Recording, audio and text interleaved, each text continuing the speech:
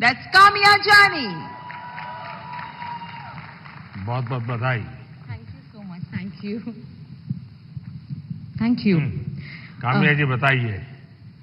मुझे घूमने का बहुत शौक है और मुझे लगता है कि जब हम ऑफिस से थके आ रहे आते हैं या वीक भर पूरा काम करते हैं, वीकेंड में हमें एंजॉय करना चाहिए। जो इतनी ब्यूटीफुल नेचुरल ब्यूटी हिंदुस्तान में है वो एंजॉय करनी चाहिए।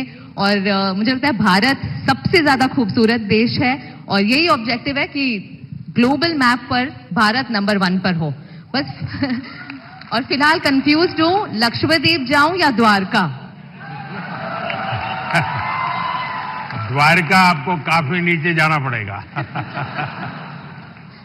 लेकिन वो मेरा अनुभव बहुत ही अद्भुत था।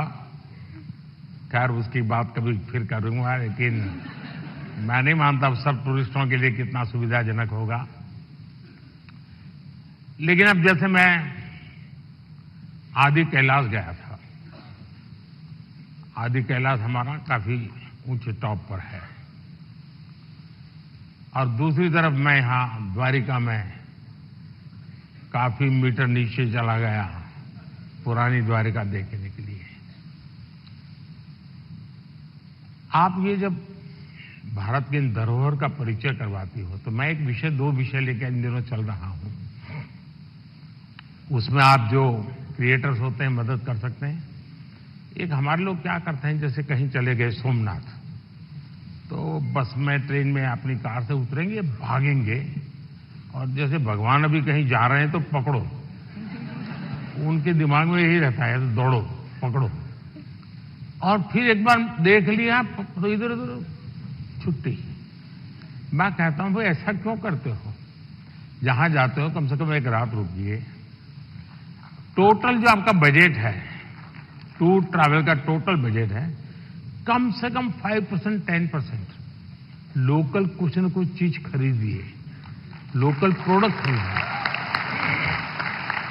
अब फिर आप कहेंगे नहीं हमने पानी पूरी खरीदी थी, ऐसा नहीं।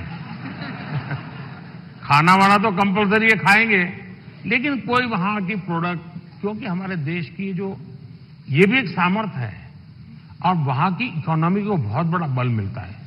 अब जैसे मान लीजिए आप बद्रीनाथ गए और वहीं से थोड़ा एक 5 किलोमीटर दूर मणा गांव गए और मणा गांव से हैंडीक्राफ्ट खरीदा, तो हिंदुस्तान का वो पहला गांव, उसके बाद चाइना आ जाता है, वो पहला गांव, वहां के कुछ चीजें खरीद करके अपने गांव ले जाओगे, देश की एकता को हमेशा हमेशा बनाए रखने का काम आएगा।